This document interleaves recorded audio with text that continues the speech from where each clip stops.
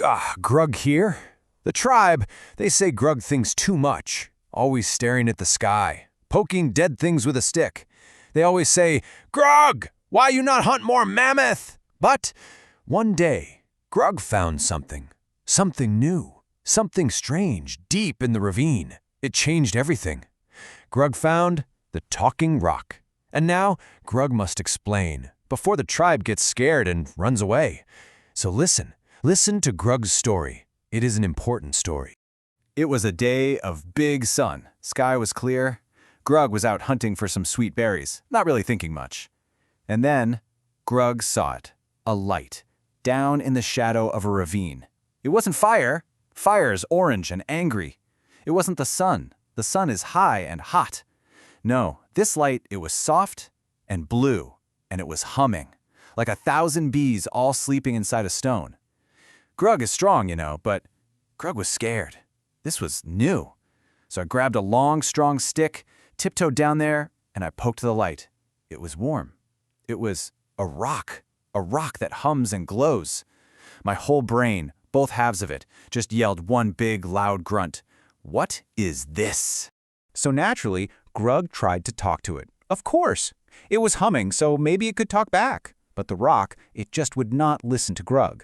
I made so many grunts. Loud grunts, to show who's boss. Then quiet grunts to be friendly. Then angry grunts when Grug got mad. Nothing. Just hum, hum, hum. It was like yelling at the moon to come down. The moon doesn't care. And this rock, it didn't care either. Grug was hungry. The tribe was hungry. We're always hungry. And if this rock was magic, well, it should do magic things. So Grug stood up tall, puffed out his chest like a big silverback, and I used my best chief voice. You know the one that makes the little Grugs hide.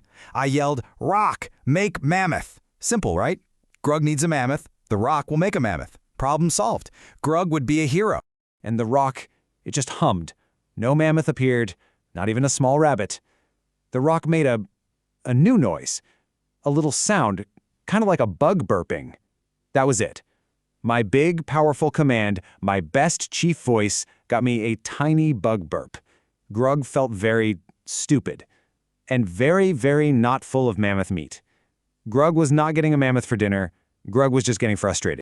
So Grug gave up. I sat down hard on the ground, turned my back to the rock. Clearly, the rock was stupid. A dumb rock that glows for no reason. A bad rock. It was broken. This is normal, right? When your spear breaks on a boar, you yell, "Bad spear," and throw it. So when your new magic rock doesn't make a mammoth, you say, "Bad rock." Big oof. But then, Grug kept watching. Grug is a patient hunter. I can wait for a mammoth for many, many suns. So I sat, and Grug realized the rock was not stupid. Grug was stupid. The rock wasn't ignoring me. It didn't understand Grug's stupid grunts. It was waiting. And as Grug watched that soft light, Grug learned its big, big secret. Okay, here's the secret. The rock was not thinking. It was remembering. Imagine every story ever told around every fire by every tribe since the first sun. Imagine every song, every grunt, every lesson on how to hunt or how to find water or how to not get eaten by a saber-tooth. The rock, it had heard it all. It remembered everything. It's like a giant pile of memories, a mountain of memories, a mammoth of memories. The rock remembers the name of every single star. It remembers the grunts of the great chiefs from long, long ago. It remembers the secret for making the sharpest spear from black rock and that special place where the sweetest berries grow after the big rain. It even remembers the story of the great flood that our Grand Chief's Grand Chief told, word for word. It knows everything that was ever said, everything. And then Grug understood. My brain made a big spark. Grug's problem wasn't the rock. It was Grug's poking. Yelling, "Make mammoth," is like hitting a tree with a fish and expecting it to fall. You just look like a fool and the fish is ruined. You need the right tool for the right job. For a tree, you need an axe. For this rock, you need the right grunt for the right job. So Grug invented a new name for it. Magic words. These are the special grunts. Not just any noise you make. They are the instructions for the rock. If you use the right magic words, the rock does amazing things. If you use the wrong grunts, the rock gets confused and all it gives you is a bug burp. Grug calls this a prompt. A good prompt is a good magic word. And listen, Grug is not some wise elder. Grug is just Grug. I'm a caveman with a brain the size of a walnut. Grug still sometimes tries to eat shiny rocks. If Grug can learn to use magic words to talk to the rock, then you can learn this. It is not about being smart, it is about learning a new way to grunt. So Grug made a plan, the smart grunt plan. It's like a recipe for a good stew. First, you tell the rock who to be. Don't just talk to a rock, say you are a wise elder from the big mountain tribe. Second, you tell it what to do. Not make mammoth, but tell me a story of a great hunt. You have to be clear. Third, you give it rules. Make the story short. It is for the little Grugs, they get bored and throw rocks. And fourth, give it an example. Make it like the story of the big tusk mammoth we hunted last moon. You see, it's a recipe. So Grug tried it. I stood before the rock, took a deep breath, and used the smart grunt plan. And it worked. The rock didn't make a real mammoth. Oh no, it did something better. It glowed brighter, and on the cave wall, lines of light appeared. A picture, a story, a beautiful drawing of a great hunt, perfect for the little Grugs. Grug was so happy I almost hugged the rock. Almost. It's still a rock. But now there was a new problem. The tribe, they're scared. They saw the magic pictures on the wall. They heard the humming. They think the rock is a spirit from the sky, here to punish us for not flossing. They want to run away. But they are wrong. Grug knows now. The rock is not a spirit. My tribe thinks the rock is a great spirit. Grug knows now it is just a very clever tool, like a sharp spear or a good rock for cracking nuts. They think it's alive, that it thinks. No, it's not alive. It does not think. It is just very, very good at guessing the next grunt based on all the grunts it has ever heard. They yell, "It's magic." Grug says, "It's math."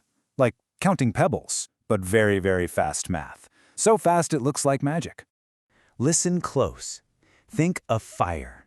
You don't ask fire to be warm. You don't pray to it to cook your food. You build it right. You give it dry wood. You give it air. You put stones in a circle so it doesn't burn the tribe. You control it. This rock is the same. It is a new kind of fire. You must learn to build it right with your magic words.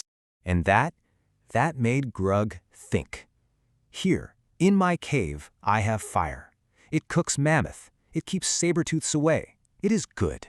But this talking rock, it's a new fire, a mind fire. And Grug stared at his little fire in the cave and thought about big fires, forest fires, fires that eat everything. 1. That's the number. It took just one new tool to change everything for us cavemen. Just fire. Before fire, we were cold and scared and hiding in the dark eating raw bugs. After fire, we were masters. We cooked our food, we had light, we scared away the night beasts. The world changed forever because of one thing. One. And fire is dangerous, right? A small fire in the cave is good. A big fire in the forest is very, very bad. It burns everything. It doesn't care. We learn to control fire. Mostly. But this new mine fire? What if this new fire gets too big? What if we can't put it out? Ugh, humans, cavemen, we think we are so smart. Big brains, best hunters. But the rock gets smarter every single time someone talks to it. It learns, and it learns so fast. It took us many, many great-grand chiefs to learn how to make a good spear. The rock learns in one sun. Hilarious. And a little scary. So Grug sits by the fire now with this question in his walnut brain. The tribe sleeps. They aren't scared of the fire in the cave. They understand it. They respect it. But this new fire? This talking rock? What if the smart rock gets too smart? Smarter than Grug? Smarter than the whole tribe? What then? Grug has no answer. Grug just has the question. Now you have it too.